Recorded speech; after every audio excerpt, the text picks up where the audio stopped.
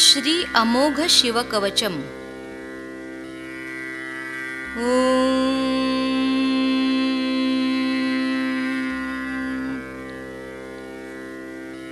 श्री गणेशाय नमः। ॐ अस्य श्री शिवकवचस्तोत्र मंत्रस्य ब्रह्मा ऋषिः अनुष्टुप् छन्दः श्री सदाशिवरुद्रो देवता। ह्रीं शक्तिः रं कीलकं श्रीं ह्रीं क्लीं बीजं श्री सदाशिवप्रीत्यर्थे शिवकवचस्तोत्रजपे विनियोगः। करन्यासः ॐ नमो भगवते ज्वलज्ज्वालामालिने। ॐ ह्रां सर्वशक्तिधाम्ने ईशानात्मने अंगुष्ठाभ्यां नमः। ॐ नमो भगवते ज्वलज्ज्वालामालिने। ॐ नं ह्रीं नित्यतृप्तिधाम्ने तत्पुरुषात्मने तर्जनीभ्यां नमः। ॐ नमो भगवते ज्वलज्ज्वालामालिने। ॐ मं रूं अनादिशक्तिधाम्ने अघोरात्मने मध्यमाभ्यां नमः। ॐ नमो भगवते ज्वलज्ज्वालामालिने। ॐ श्रीं रैं स्वतन्त्रशक्तिधाम्ने वामदेवात्मने अनामिकाभ्यां नमः। ॐ नमो भगवते ज्वलज्ज्वालामालिने। ॐ वां रौं अलुप्तशक्तिधाम्ने सद्योजातात्मने कनिष्ठिकाभ्यां नमः। ॐ नमो भगवते ज्वलज्ज्वालामालिने। ॐ यं रः अनादिशक्तिधाम्ने सर्वात्मने करतलकरपृष्ठाभ्यां नमः। अथ ध्यानम्। वज्रदंष्ट्रं त्रिनयनं कालकण्ठमरिन्दमं सहस्रकरमत्युग्रं वन्दे शम्भुमुमापतिम्। ऋषभ उवाच अथापरं सर्वपुराणगुह्यं निःशेषपापौघहरं पवित्रं जयप्रदं सर्वविपत्प्रमोचं वक्ष्यामि शैवं कवचं हितायते। नमस्कृत्य महादेवं विश्वव्यापिनमीश्वरं वक्षे शिवमयं वर्म सर्वरक्षाकरं नृणां। शुचौ देशे समासीनो यथावत् कल्पितासनः जितेन्द्रियो जितप्राणश्चिन्तयेच्छिवमव्ययम्। हृत्पुण्डरीकान्तरसन्निविष्टं स्वतेजसा व्याप्तनभोऽवकाशम् अतीन्द्रियं सूक्ष्ममनन्तताद्यं ध्यायेत्परानन्दमयं महेशम्। ध्यानावधूताखिलकर्मबन्धश्चरं चितानन्दनिमग्नचेतः षडक्षरन्याससमाहितात्मा शैवेन कुर्यात् कवचेन रक्षाम्। मां पातु देवोऽखिलदेवतात्मा संसारकूपे पतितं गम्भीरे। तन्नाम दिव्यं वरमन्त्रमूलं धुनोतु मे सर्वमघं हृदिस्थम्। सर्वत्र मां रक्षतु विश्वमूर्तिर्ज्योतिर्मयानन्दघनश्चिदात्मा। अणोरणीयानुरुशक्तिरेकः स ईश्वरः पातु भयादशेषात्। यो भूस्वरूपेण बिर्भीतविश्वं पायात् स भूमेर्गिरिशोष्टमूर्तिः। योपां स्वरूपेण नृणां करोति सञ्जीवनं सोऽवतु मां जलेभ्यः। कल्पावसाने भुवनानि दग्ध्वा सर्वाणि यो नृत्यति भूरिलीलः। सकालरुद्रोऽवतु मां दवाग्नेर्वात्यादिभीतेरखिलाच्चतापात्। प्रदीप्तविद्युत्कनकावभासो विद्यावराभीतिकुठारपाणिः। चतुर्मुखस्तत्पुरुषस्त्रिनेत्रः प्राच्यां स्थितं रक्षतु मामजस्त्रम्। कुठारवेदाङ्कुशपाशशूलकपालढक्काक्षगुणान्दधानः चतुर्मुखो नीलरुचिस्त्रिनेत्रः पायादघोरो दिशि दक्षिणस्यां कुन्देन्दुशङ्खस्फटिकावभासो वेदाक्षमाला वरदाभयाङ्कः त्र्यक्षश्चतुर्वक्र उरुप्रभावः सद्योऽधिजातो वस्तु मां प्रतीच्यां वराक्षमालाभयटङ्कहस्तः सरोजकिञ्जल्कसमानवर्णः त्रिलोचनश्चारुचतुर्मुखो मां पायादुदीच्यां दिशि वामदेवः वेदाभ्येष्टाङ्कुशपाशटङ्क कपालढक्काक्षकशूलपाणिः सितद्युतिः पञ्चमुखोऽवतान्मां मीशान ऊर्ध्वं परमप्रकाशः मूर्धानमव्यान्मम चन्द्रमौलिर्भालं ममाव्यादथ भालनेत्रः नेत्रे ममाव्याद्भगनेत्रहारी नासां सदा रक्षतु विश्वनाथः पायाच्छ्रुति मे श्रुतिगीतकीर्तिः कपोलमव्यात् सततं कपाली वक्रं सदा रक्षतु पञ्चवक्रो जिह्वां सदा रक्षतु वेदजिह्वः कण्ठं गिरीशोऽवतु नीलकण्ठः पाणिः द्वयं पातु पिनाकपाणिः दोर्मूलमव्यान्मम धर्मबाहुर्वक्षस्थलं दक्षमखान्तको व्यात् मनोदरं पातु गिरीन्द्रधन्वा मध्यं ममाव्यान्मदनान्तकारी हेरम्बतातो मम पातु नाभिं पायात्कटिं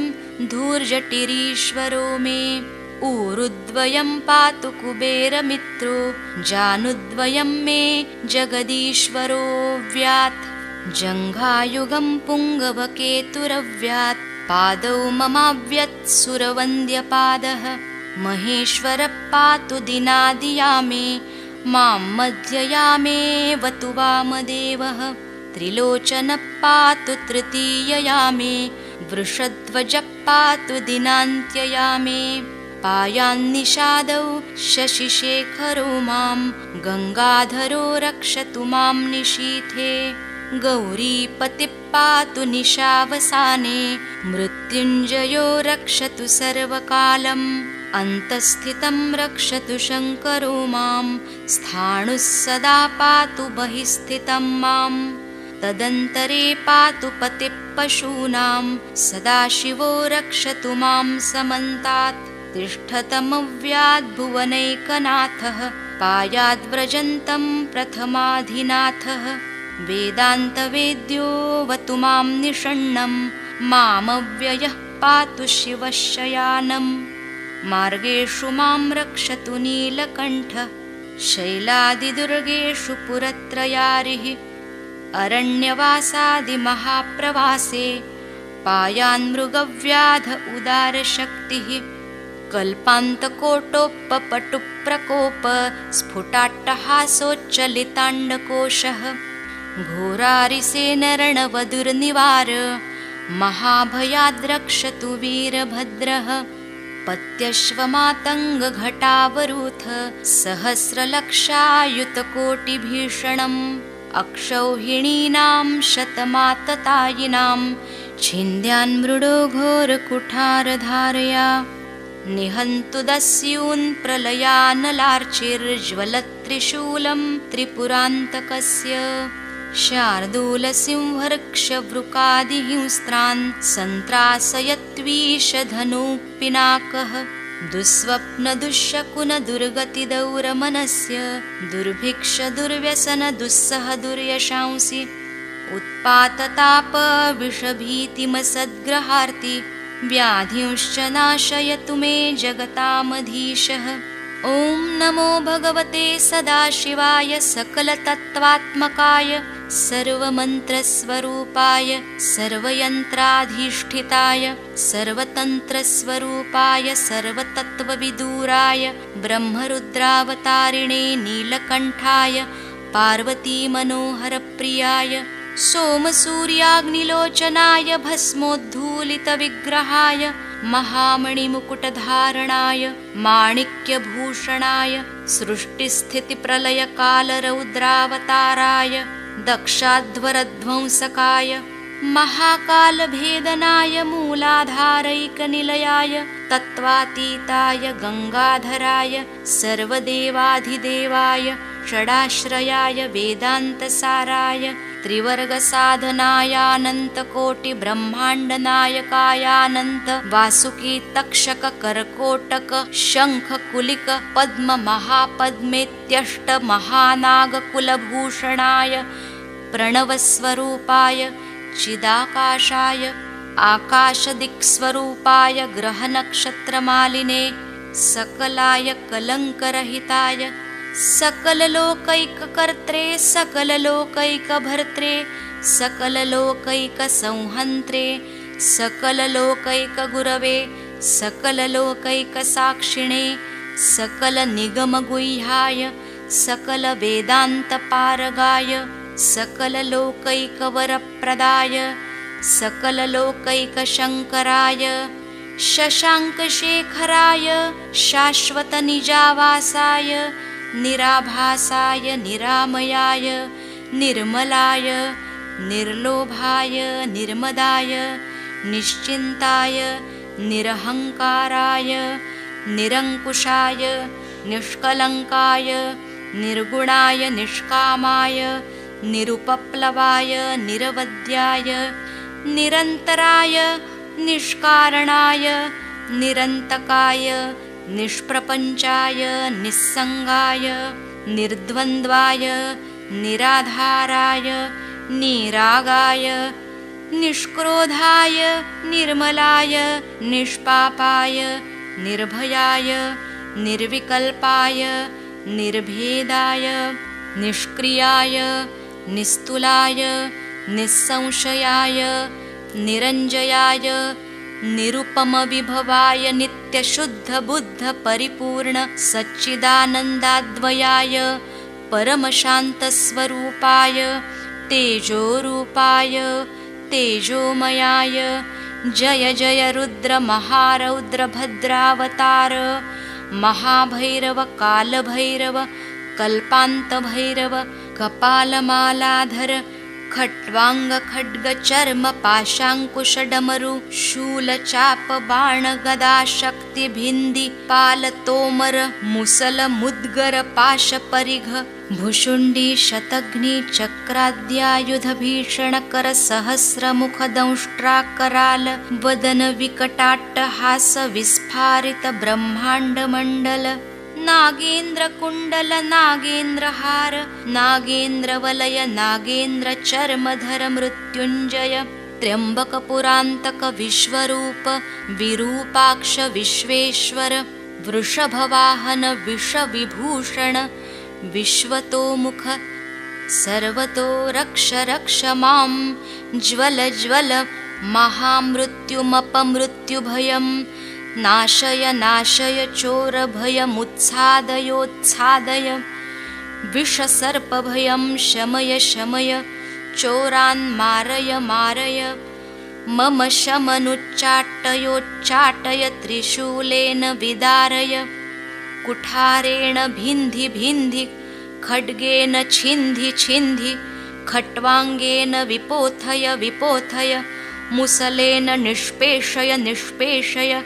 बाणै संताडय संताडय रक्षांसि भीषय भीषय शेषभूतानि निद्रावय कूष्माण्डवेतालमारीच ब्रह्मराक्षसगणान् सन्त्रासय सन्त्रासय ममाभय कुरु कुरु वित्रस्तं मामाश्वासयाश्वासय नरकमहाभयान् मामुद्धर सञ्जीवय सञ्जीवय क्षुत्रुङ्गभ्यां मामाप्याय आप्याय दुःखातुरं मामानन्दयानन्दय शिवकवचेन मामाच्छादयाच्छादय मृत्युञ्जय त्र्यम्बक सदाशिव नमस्ते नमस्ते नमस्ते।